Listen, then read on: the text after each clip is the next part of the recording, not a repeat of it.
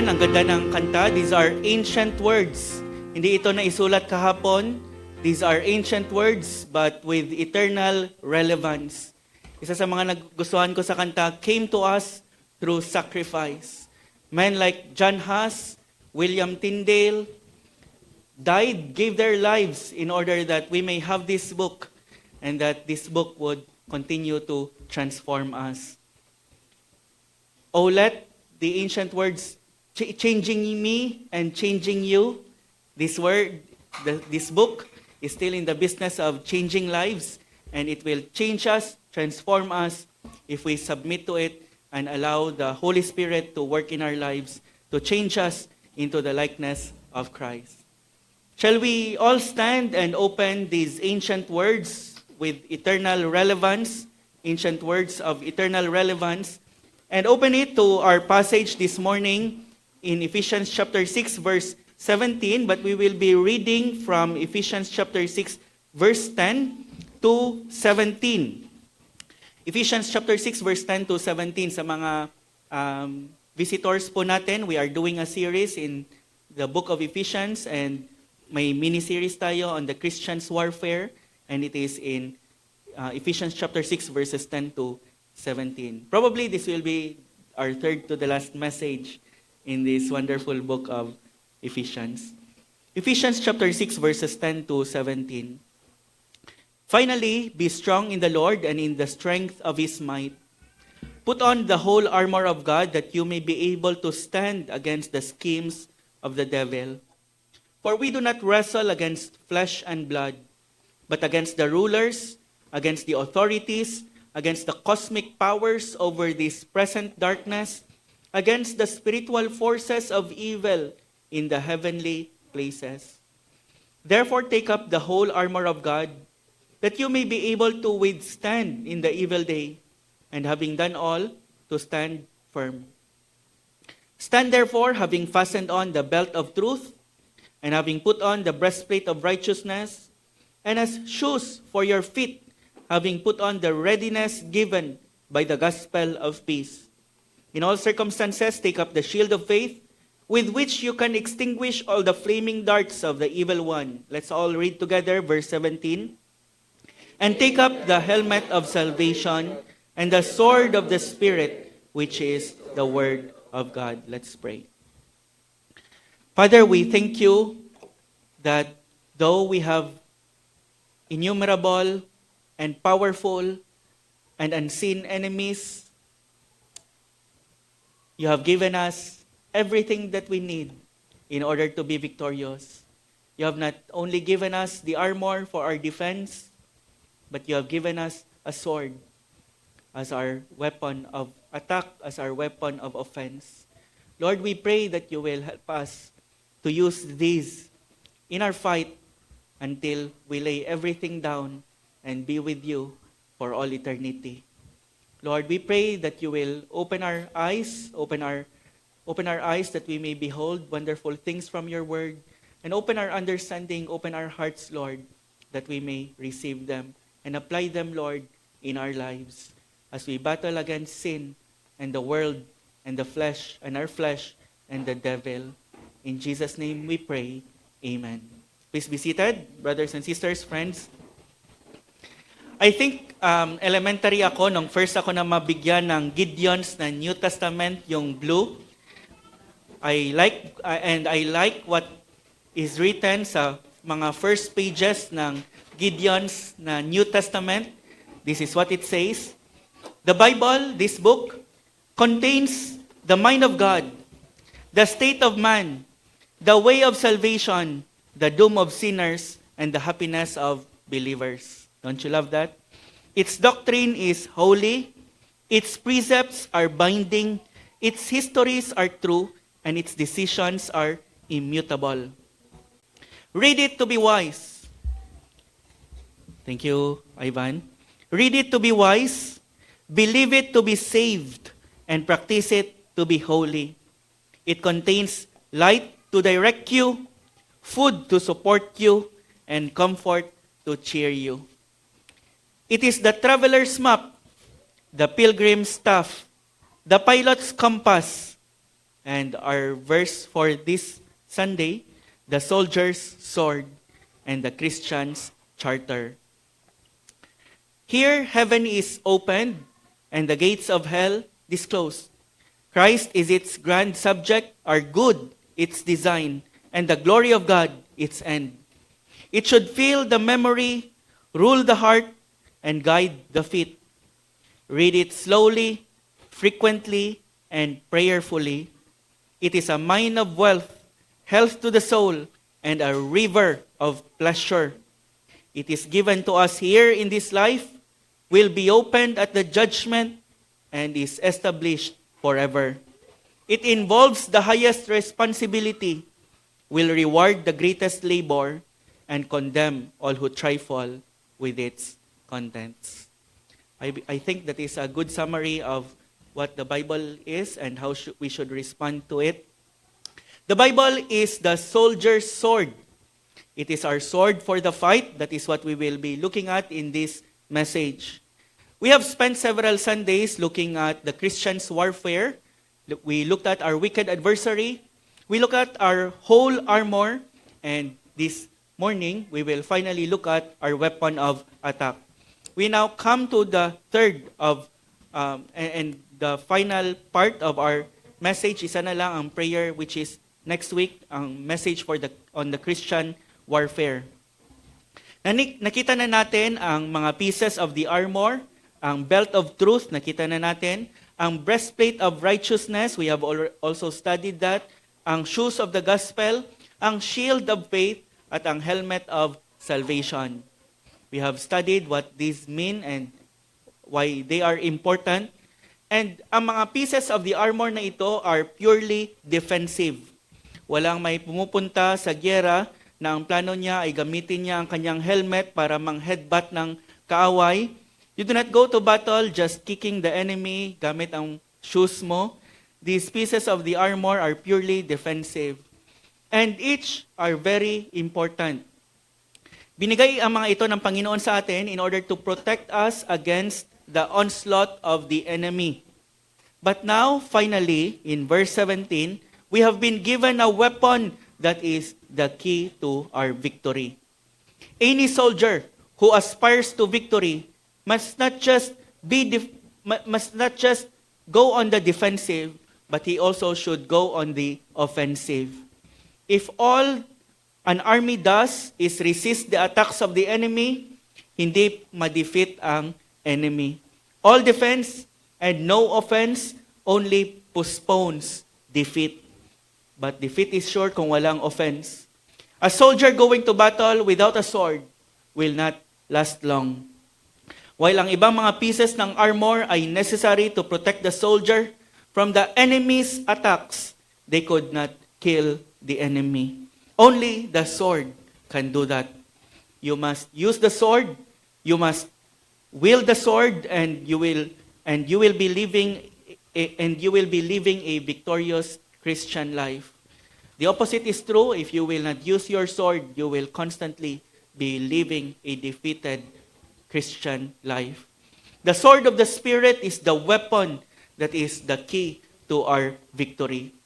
Maybe you are here and you are tired and exhausted of being always defeated in your battle against sin. The sword is what you need. If you are longing to be victorious in the Christian life, the sword is what you need. And I divided our passage, our short na verse into 3. And the first is, I would like to start with the work. And it's in the phrase, and take the sword of the Spirit, which is the Word of God. The Word of God. Ang sword is in the scabbard usually, or the sheath of a soldier. And unless you take it up and use it, it is useless. There is work to do. Take the sword of the Spirit, just like you take the helmet and put it on. You take the sword of the Spirit and use it against the enemy. You need to study the Word. You need to meditate the Word day and night. You need to memorize the Word. It takes work in order for you to use this word effectively. It takes discipline. It takes hard work, but it is worth it. Take the sword. Sa ibang mga translations, take up the sword of the Spirit. Si Augustine of Hippo is often called a bridge to the Reformers. During the Reformation against the Roman Catholic teaching, Reformers like Luther and Calvin drank deeply from his theology, drew deeply from his theology, especially his emphasis on grace, sovereignty, and the inability of man apart from the grace of God. But Augustine did not begin as a saint. He began as a vile, wicked sinner. In his youth, he lived a deeply immoral life. He pursued pleasure, he pursued lust, and other worldly pursuits. He even had a concubine. He lived with a concubine and in which he cannot put away. And he fathered a child outside of marriage. By his own confession, he was enslaved to sin. Nagpray siya famously ng prayer, Lord, make me chaste, make me pure, but not yet. Then came the turning point sa life niya. One day, in deep conviction and inner turmoil, nakarinig siya ng mga bata na parang naglalaro, and they were playing, and as they were playing, they were chanting. And the chant was, Tole lege, tole lege, tole lege, and it means, it is a Latin phrase, and it means in English, take up and read. Later, tinanong niya kung may ganyan bang chant ang mga bata, and walang may nakasabi sa kanya na may alam sila na ganyang chant. And it was the providence of God, it was the grace of God to enable him, to cause him to take up the word of God, take up and read. The sword is of no good. The sword is no good being unused. In the same way, the Bible is no good if it is just lying there and unused by us. And so, he, obeying the chant of the children, he took up the Bible na nakita niya doon, and the sword of the Spirit, he took up the sword of the Spirit and he opened it to the first place that he can and he read the first place that his eyes set upon, and it is from Romans chapter 13 verses 13 to 14. Let us walk properly as in the daytime, not in orgies and drunkenness, not in sexual immorality and sensuality, but put on the Lord Jesus Christ and make no provision for the flesh. Dito sa verse na ito, put on not the armor but the Lord Jesus Christ. At may nagsasabi that if we put on the armor, it is synonymous as putting on the Lord Jesus Christ. And Augustine said he needed to read no more. At that moment, God used His word as a sword to pierce his heart. Augustine said that when he read those words, he said, all the darkness of doubt vanished away. And ang kanyang famous statement, sabi niya, how sweet all at once it was for me to be rid of all those fruitless joys which I once had feared to lose. You drove them from me, you who are the true, the sovereign joy. You drove them from me and took their place. At last my mind was free from the gnawing anxieties of ambition and gain, from wallowing in filth and scratching the itching sore of lust. I began to talk to you freely, O Lord my God, my light, my wealth, and my salvation. That was the moment, the very moment that the sword of the Spirit pierced his heart and did an operation within. He took up the sword, tolelege, he took up the sword of the Spirit, and it converted him. It made him into a new creature used mightily by God and as we say, the rest is history. So take up the sword of the Spirit. This is the purpose of our gospel sword, to let you have swords you can take up in your battle against sin and the flesh and the devil. To give us the weapon you need to kill our lust, to kill your pride, to kill your bitterness, to kill our worldliness, to kill our materialism, to kill our sin of envy and all other ungodliness within. That is the purpose of our gospel sword, along with our other emphasis on the Word of God. It will be to your loss if you do not use our gospel sword. God gives you His Word so that you may have sword that is necessary for the fight. Psalm 119 verse 11, Thy word have I hidden in my heart that I might not sin against Thee. Thy word have I hidden in my heart that I may not sin against Thee. We should store up God's word in our hearts para marami tayong sword na ready in times when we need it. We have so that when a specific temptation comes, we have a specific sword that we can use for the battle. And makuha natin ang sword na yan. Hindi lang John 3:16, but we have different swords in our scabbard. You may not need it at the moment. The psalmist does not need it at the moment, probably because he said, Thy word have I hid in my heart. Tinago niya lang muna. But when the battle comes, he was ready because the sword was already there, hidden in the sheath of his heart. Your word have I hid in my heart.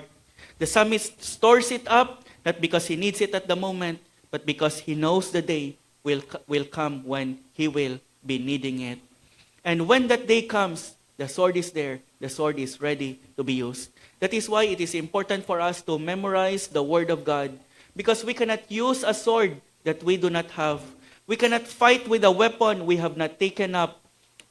The work is to study the Word, to meditate the Word, and to memorize it, to hide it in our hearts so that it is there when we need it. It's a work, but it is worth it. Hindi ko to palaging ginagawa, but I want us to watch a video which I was able to encounter several years ago. And this video encouraged me to a path of Bible memorization. And the name of this lady is Krista Horning, and she spoke in 2012 during the Works of God conference ng Desiring God. She was disabled, and she tells us of how she lives with her disability. And so let's watch this video, and I will ask her to play it. People ask me how I live with disability. How do I live with disability? How do I live with Apert syndrome? Facial difference with legs and arms that don't work right, and many, many other challenges. For me, disability is the deep hurt and shame that says, I'm not accepted. Disability says ugly things to me. It tells me I'm alone. I'm different. I'm worthless. I'm weak. It tells me my life is hopeless. Disability lies to me, and sometimes it's easy to listen and believe. Sometimes I don't want to live with a disability. Sometimes I don't want to be who God made me to be. So how do I live with disability? Where do I turn? When I was 12 years old, I was really beginning to wonder this, and my parents and my pastor encouraged me to keep looking to the Bible. I've been learning God's Word all my life, but I still wondered, I still had questions, but they showed me things I was missing and helped me to see that God tells the truth. So I keep listening to Him. He opens the eyes of my heart, and I believe. I trust Him and His words. God says beautiful things to me. Listen. God tells me He is in control of everything in the world, including my disability, all of our disabilities. Who has made man's mouth? Who makes him mute or deaf or seeing or blind? Is it not I, the Lord? God tells me I'm not alone. Fear not, for I have redeemed you. I have called you by name. You are mine. When you pass through the waters, I will be with you, and through the rivers they shall not overwhelm you. When you walk through the fire, you shall not be burned, and the flame shall not consume you. For I am the Lord your God, the Holy One of Israel, your Savior. God tells me he will always help me. I lift up my eyes to the hills. Where does my help come from? My help comes from the Lord, the maker of heaven and earth. He will not let your foot slip. He who watches over you will not slumber. Indeed, he who watches over Israel will neither slumber nor sleep. The Lord watches over you. The Lord is your shade at your right hand. The sun will not harm you by day, nor the moon by night. The Lord will keep you from all harm. He will watch over your life. The Lord will watch over your coming and going, both now and forevermore. God tells me he has called me for his purpose. And we know that in all things, God works for the good of those who love him, who have been called according to his purpose. God tells me nothing in this world is greater than knowing him. Indeed, I count everything as loss because of the surpassing worth of knowing Christ Jesus, my Lord. For his sake, I have suffered the loss of all things and count them as rubbish, in order that I may gain Christ and be found in him, that I may know him and the power of his resurrection, and may share in his sufferings, becoming like him in his death. I press on toward the goal to win the prize, for which God has called me heavenward in Christ Jesus. God tells me he is more concerned about my heart, my inside, than what's on my outside. Man looks on the outward appearance, but the Lord looks at the heart. God tells me he gave his only Son for my sins. Surely he has borne our griefs and carried our sorrows, yet we esteemed him stricken, smitten by God, and afflicted. But he was wounded for our transgressions, he was crushed for our iniquities. Upon him was the chastisement that brought us peace, and with his stripes we are healed. God tells me he has a special plan for my life. For I know the plans I have for you, declares the Lord, plans to prosper you and not to harm you, plans to give you hope and a future. God tells me he is changing me to be more like him. And we all, with unveiled face, beholding the glory of the Lord, are being transformed into the same image from one degree of glory to another. God tells me nothing can separate me from his love. For I am convinced that neither death nor life, neither angels nor demons, neither the present nor the future, nor any powers, neither height nor depth, nor anything else in all creation, will be able to separate us from the love of God that is in Christ Jesus our Lord. God tells me his grace is enough. My grace is sufficient for you, for my power is made perfect in weakness. Therefore I will boast all the more gladly of my weaknesses, so that the power of Christ may rest upon me. For the sake of Christ, then, I am content with weaknesses, insults, hardships, persecutions, and calamities. For when I am weak, then I am strong. God tells me I have hope. We rejoice in our sufferings, knowing that suffering produces endurance, and endurance produces character, and character produces hope. And hope does not put us to shame, because God's love has been poured into our hearts through the Holy Spirit who has been given to us. But God shows his love for us, and that while we were still sinners, Christ died for us. God tells me he is good. I will bless the Lord at all times. His praise shall continually be in my mouth. My soul makes its boast in the Lord. Let the humble hear and be glad. O magnify the Lord with me, and let us exalt his name together. I sought the Lord, and he answered me, and delivered me from all my fears. Those who look to him are radiant, and their faces shall never be ashamed. O taste and see that the Lord is good. Blessed is the man who takes refuge in him. God tells me this life with a disability is short, but I'll spend forever with him. But we have this treasure in jars of clay to show that the surpassing power belongs to God and not to us. We are afflicted in every way, but not crushed, perplexed, but not driven to despair, persecuted, but not forsaken, struck down, but not destroyed, always carrying in the body the death of Jesus, so the life of Jesus may be manifested in our bodies. So we do not lose heart. Though our outer being is being wasted away, our inner self is being renewed day by day.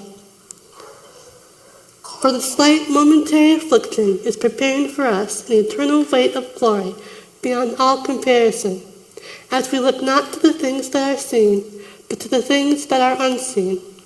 For the things that are seen are transient, but the things that are unseen are eternal. For now, I live with disability. Disability still says ugly things to me. I'm weak. I'm alone. I'm ashamed. Disability is a part of this broken, sin-filled world. But God has so many beautiful things to say, and so I am filled with hope. God's words grow louder and louder in my life. The glory of his grace and mercy grows stronger and stronger. I need to listen to his words. I want to listen to his words. God's words change everything. God's beautiful words have changed my life. And that's how I live with disability.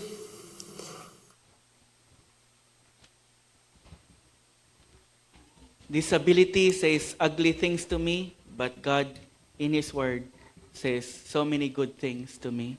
We may not be disabled, but we have our own temptations and struggles.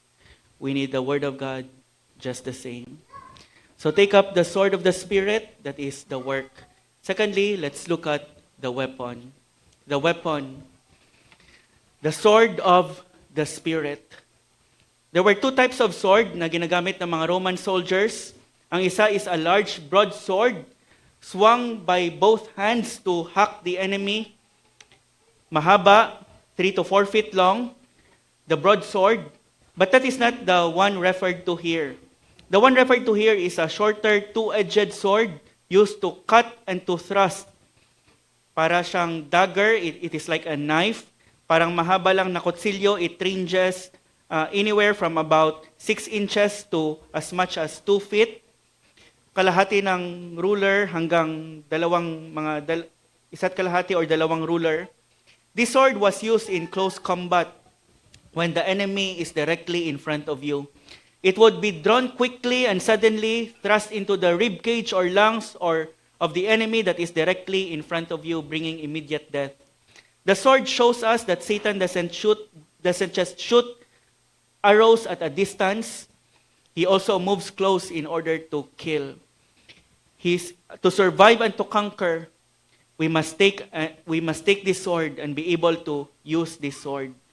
It was carried sa sheath or sa scabbard ng soldier, and it is attached to the soldier's belt, usually sa right side because most ng mga soldiers right-handed. It was for the purpose of stabbing, to strike at the vital organ of the enemy. Dahil maliit ang size niya, it had to be used with precision and accuracy. It required skill. Hindi siya tulad ng broadsword na pwede mong i-swing wildly. Ang little dagger na ito is like, it had to strike a specific point, like isang opening sa armor where it could be inserted. And the Bible says it is the sword of the Spirit. It means it is the sword that comes from the Spirit of God. The Spirit provides this sword for us. It is like the Spirit Himself places this sword in our hands, and so it is called the sword of the Spirit. The Holy Spirit Himself is the source of this sword. He is the giver of this sword. This is one of the ministry of the Holy Spirit sa life ng isang believer to put sword into the believer's hand. Please note na hindi ma-separate ang work ng Holy Spirit sa lives ng mga believers sa word ng Panginoon. Ang Spirit at ang word always go together. Si Martin Lloyd-Jones, he said that the Holy Spirit always work in conjunction with His word, the word that He inspired. The Spirit never works independently of the Word of God. What God, the Spirit, is doing in any place at any time is always in conjunction with the ministry of the Word. If people claim that they have received something from the Spirit, but they contradict the Scripture, it does not come from the Scripture, they are simply deceived. Because the Spirit never contradicts the Word that He inspired. The Spirit of God and the Word of God are never to be separated. Sabi ng isang person, to divide the Spirit and the Word is to drift into charismatic confusion, mysticism, and all kinds of religious superstition. The Word of God and the Spirit of God always work hand in hand. We can see sa Bible the relationship of the Spirit and the Word of God. The first that we can see in the Bible is that the Spirit authored the Word of God. It was the Spirit Himself who inspired the writers of the Scripture so that the Bible is written. 2 Timothy chapter 3 verse 16, all Scripture is inspired or literally breathed out by God and is profitable for doctrine, for reproof, for correction, for instruction in righteousness, that the man of God may be complete, thoroughly equipped for every good work. The Word of God is God-breathed. God Himself breathed the Word of God through His Spirit. 2 Peter chapter 1 verse 21, men spoke from God as they were carried along by the Holy Spirit. And so the Spirit is the author of the Scripture. Secondly, the Spirit illuminates the Word. 1 Corinthians 2:14, the natural person does not accept the things of the Spirit of God. The natural person does not accept the things of the Spirit of God. Without the Spirit, there would be no understanding of His Word. That is why the psalmist cried out to God in Psalm 119 verse 18, open my eyes that I may see wondrous things out of your law. It is the Spirit of God that gives illumination, that opens our eyes so that we would get something, wonderful things out of the Word of God. You can read the Bible, but only the Spirit can make you see wonderful things out of God's law. Thirdly, the Spirit applies the Word of God in our lives. John chapter 14 verse 26, sabi ni Jesus Christ, He will teach you, referring to the Holy Spirit, He will teach you all things and bring to your remembrance all that I have said to you. And this is what is applicable sa passage natin. He brings into our remembrance the things that Jesus Christ has said. He brings the right verse at the right time for the right situation in our lives. As we live the Christian life, there are many times when we suddenly think of just the right verse as we face some particular temptation, as we face some particular problem. That is the work of the Holy Spirit in our lives, bringing into remembrance the things that Jesus Christ has said. He is the one putting the sword into our hands that we may use it most effectively at that right moment. It is important that we place as many swords in our armory, different swords for different temptations, so that when temptation comes, the Spirit will have the right sword to give us in order to stab the enemy. That is the weapon, the sword of the Spirit. The Spirit never works separate sa word na in-inspire niya. The work, take. The weapon, the sword of the Spirit. And thirdly, let's now look at the word, Ephesians 6:17, and take the sword of the Spirit, which is the Word of God. The Word of God is the sword that the Spirit uses. May dalawang terms usually na ginagamit ang Bible para sa word ng Panginoon. Ang pinaka-common is the word, and I believe marami sa atin ang familiar sa word na ito. It's the word logos. This is the most common. It refers to the written word of God. It refers to the entirety of Scripture, the Bible as a whole. The Bible says that Jesus Christ was the Logos. When Jesus Christ was the Logos, in the beginning was the Logos, the Word. And the Word was with God, the Logos was with God, and the Logos was God, the Word was God. But there is another term that is used for the Word of God in the Bible that is different from the Logos, and that is the word Rhema. The word Rhema refers to a specific word or portion of the Scripture. It refers to a verse. A particular passage is a Rhema, not a Logos. Romans 6:14, sin shall have no dominion over you, for you are not under law, but under grace is not Logos, it is Rhema. Romans 12:1 is a Rhema. Rhema is a particular truth written from that we can find in the written Word of God. If the whole Word of God is the Logos, Rhema are particular verses or passages from the Word. Our gospel swords are Rhema, are particular passages of Scripture that the Spirit can use as our sword. The Spirit takes that particular verse we have memorized as a particular sword at a particular moment in order to resist a particular temptation and put up an offensive against the enemy. I have already said that the word is the only offensive weapon we have. But ang sword that is offensive can be used either defensively or offensively. The first use of the sword is a defensive use.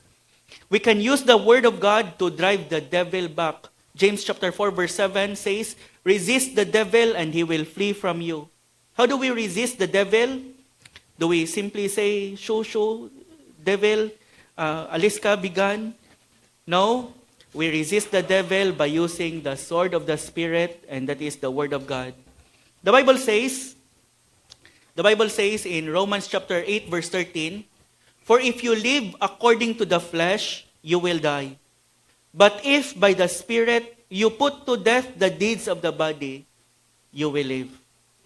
Marami sa atin ang familiar, dito kinuha ni John Owen, in-expound niya ang verse na ito in order to develop his 3-volume work on the mortification of sin. And ang thesis niya is, be killing sin or sin will be killing you. You see that in our passage? Be killing sin or sin will be killing you. If you do not put sin to death, sin will put you to death. And you want to live? If you want to live, there is only one way, that is put sin to death. There is no other way. If you live according to the flesh, you will die. But if by the Spirit you put to death the deeds of the body, you will live. Put sin to death. Be killing sin every day. And how do you do that? According to our passage, we do that by the Spirit. By the Spirit, you put to death the deeds of the body. And what does the Spirit use? In order to put to death, kill, mortify the deed of the body, what does He use? He uses His sword. He uses the sword of the Spirit, which is the Word of God, the Rhema of God, the Word of God. For example, when I struggle with lust, one of my sword for lust is Matthew 5:8. "Blessed are the pure in heart, for they shall see God." I hide that sword in my heart, and when the temptation of lust comes, I pull that sword and use it to stab lust through. For anxiety or worry, you can take Philippians 4:6-7. "Be anxious for nothing, but in everything by prayer and supplication with thanksgiving, let your requests be made known to God, and the peace of God which surpasses all understanding will guard your heart and mind in Christ Jesus." And you hide that sword, and when anxiety or worry comes, you take that sword and you stab anxiety through.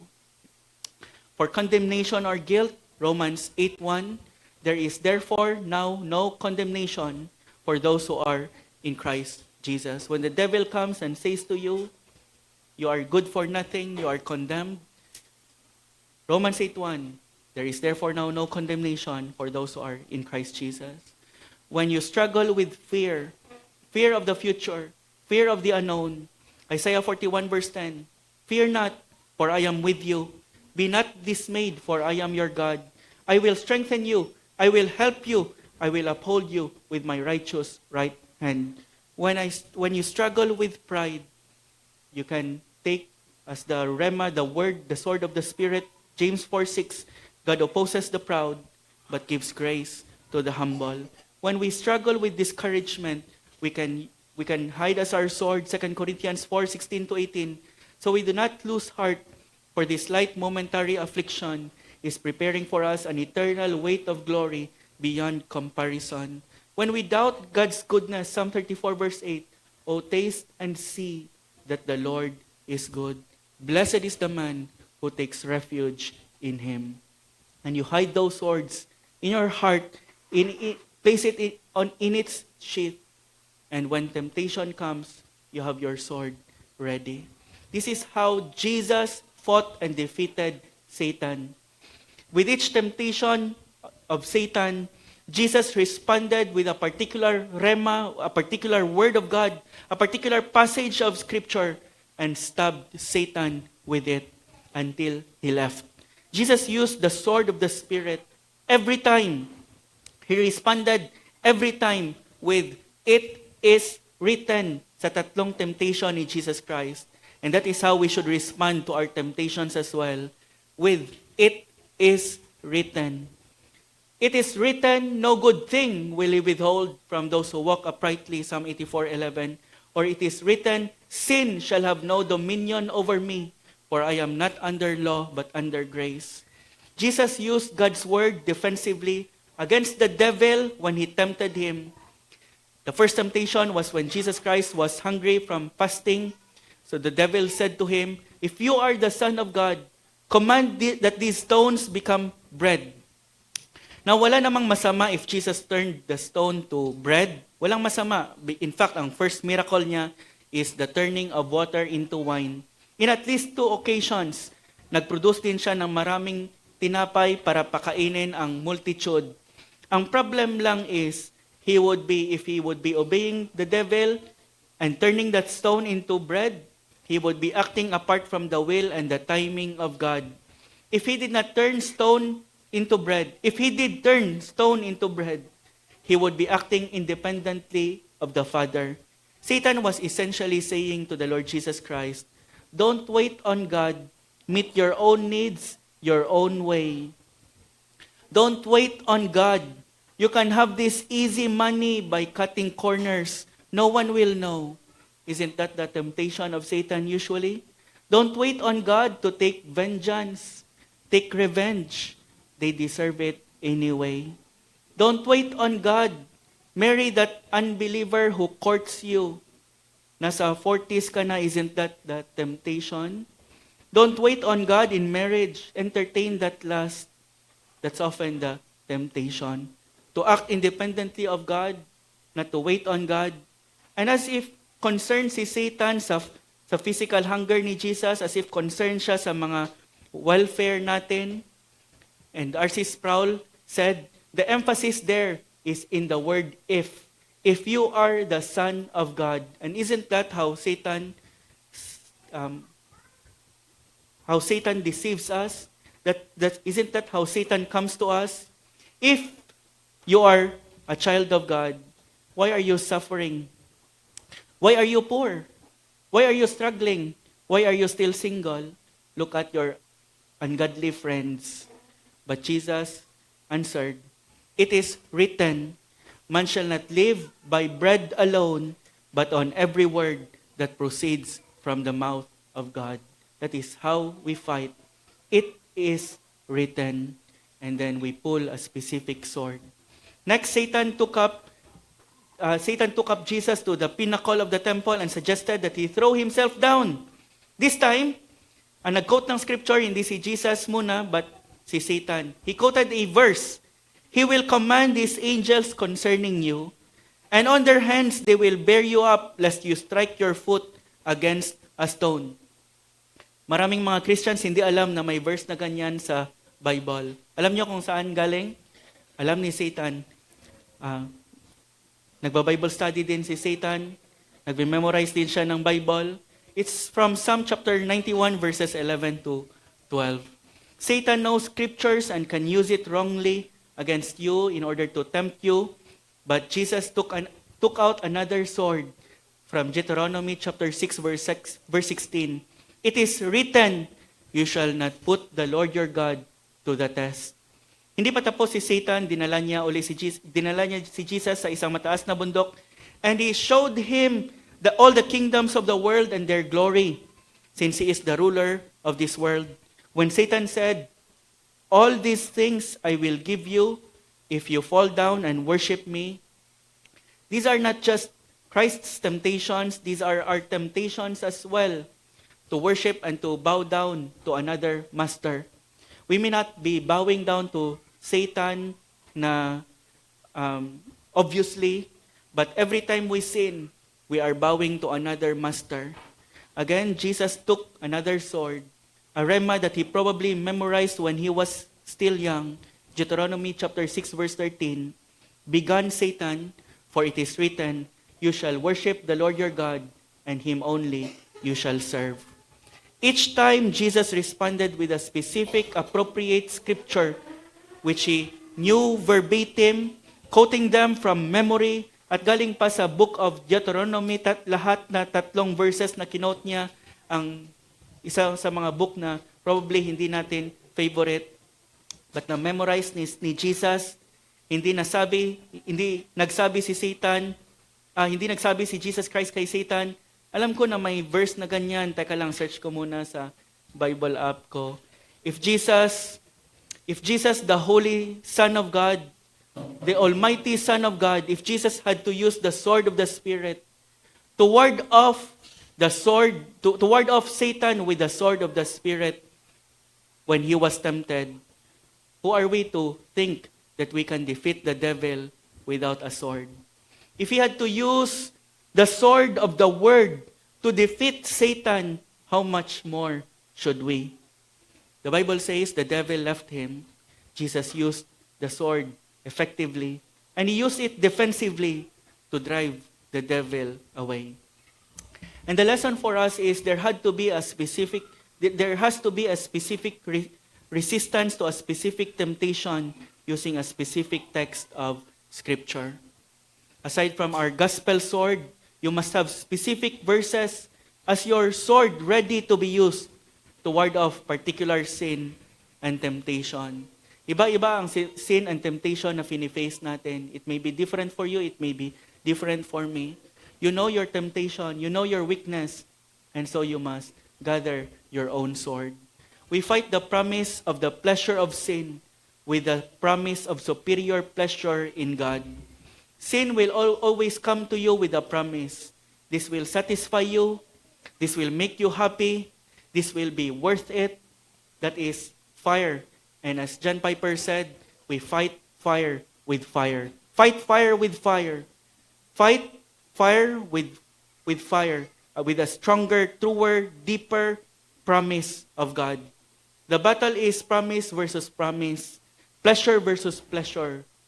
The lie of the devil versus the truth of God's word. Father, sanctify them through thy truth.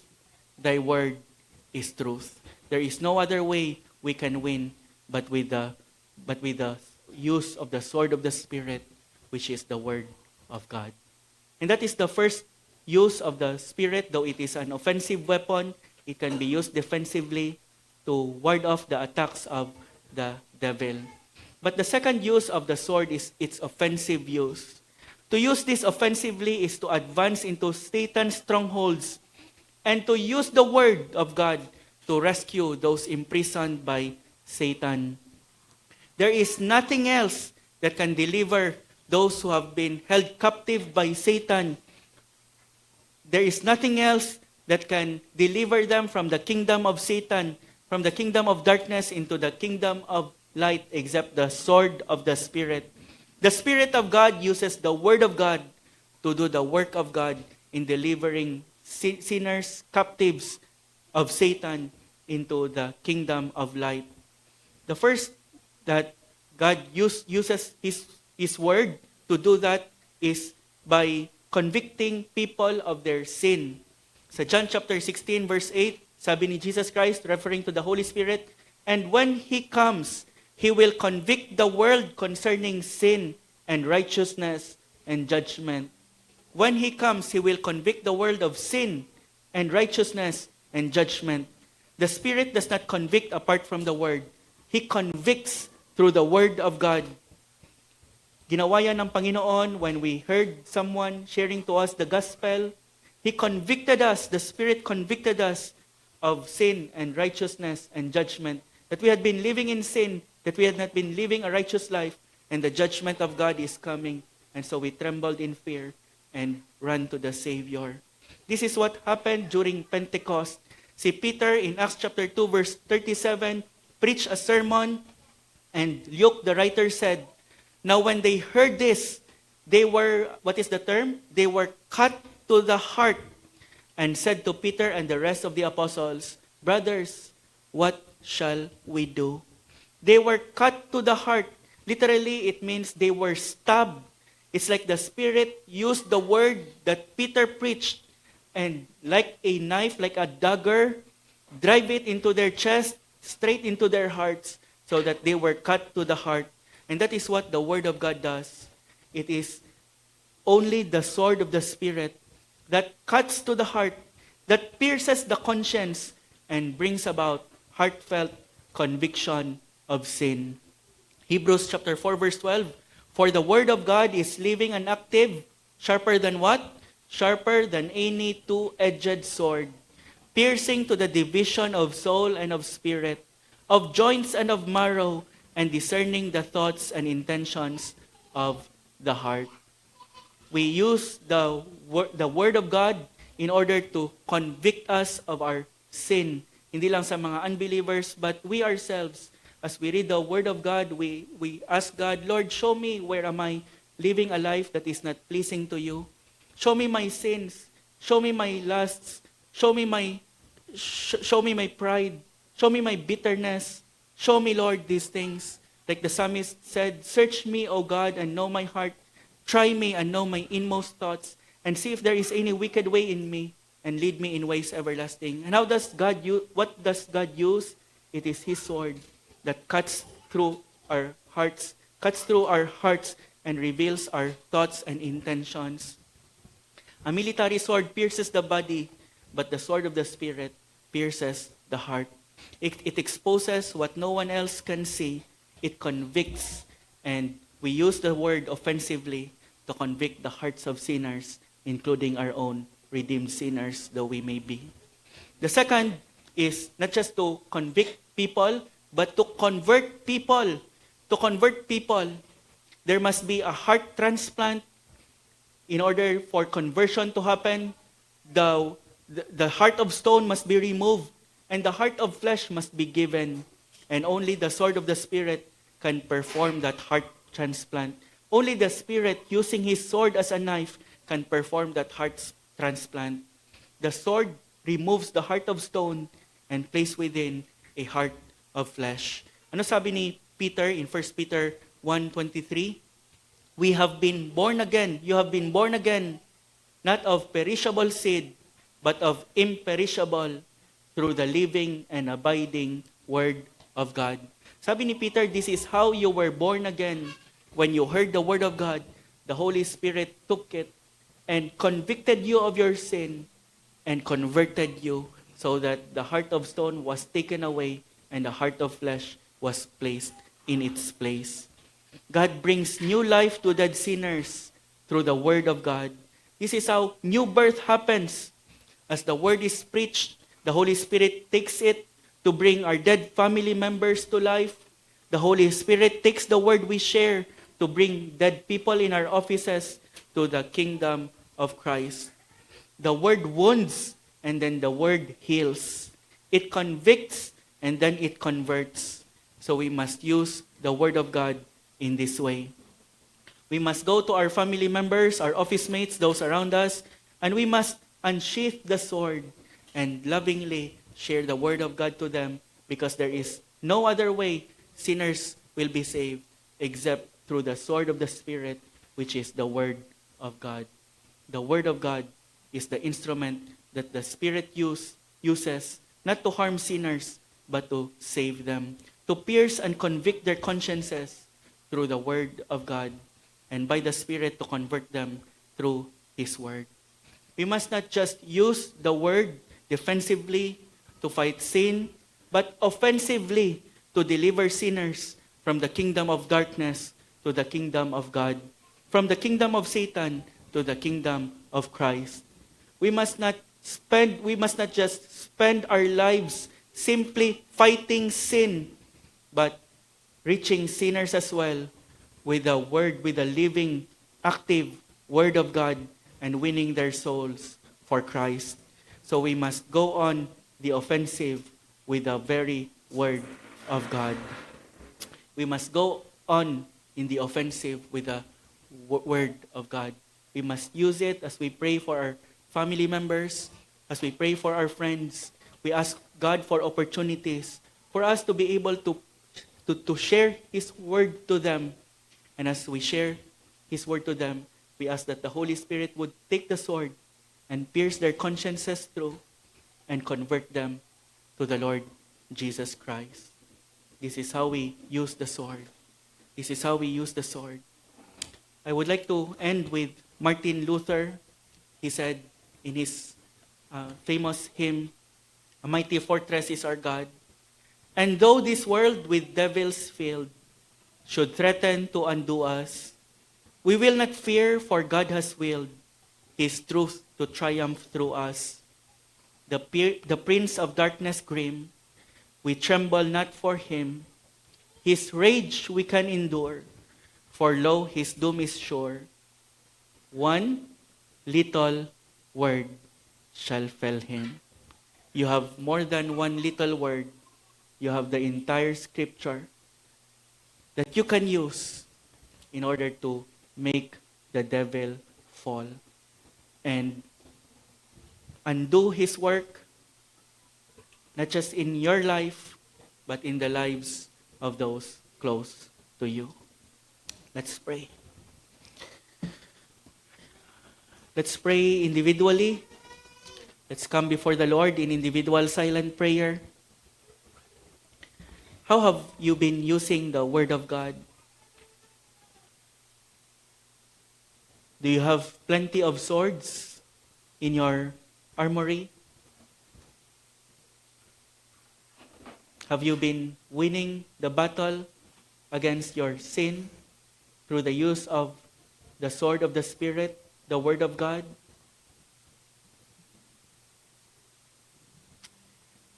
Come to God this morning and ask the Lord to help you continually win the battle against sin and temptation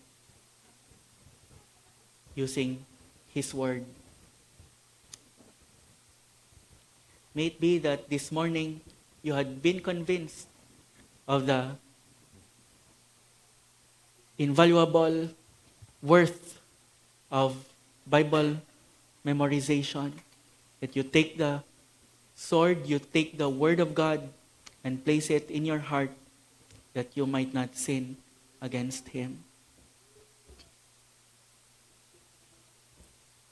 If you are here and you are not yet saved, wala ka pang relationship sa Panginoon, you are not fighting for Him, you are fighting against Him.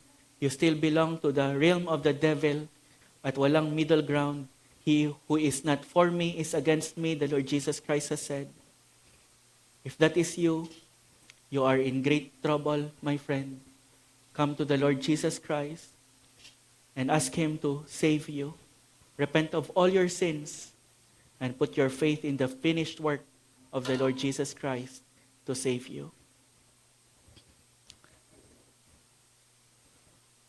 Ask the Lord to wound you with His sword and then to heal you. Father, we thank you that you have given us a sword for the fight, for our fight, that we would not be defeated by the enemy. Lord, we thank you that you have given us everything we need. You have given us the armor for our defense, and you have given us your sword, the Word of God, which the Holy Spirit can use in order to attack our enemy and be on the offensive. Lord, help us not to neglect this provision of yours in our lives. Help us to be constantly filled with your Holy Spirit, that in times of trials or temptations, the Holy Spirit that is filling us will be able to use the word that we have stored up within our hearts to be a sword given into our hands in order to kill the enemy and win our battle for Christ. Lord, we pray that you will be honored and glorified in our lives in the way that we use the provisions you have given us. In your name, Lord Jesus, we pray. Amen.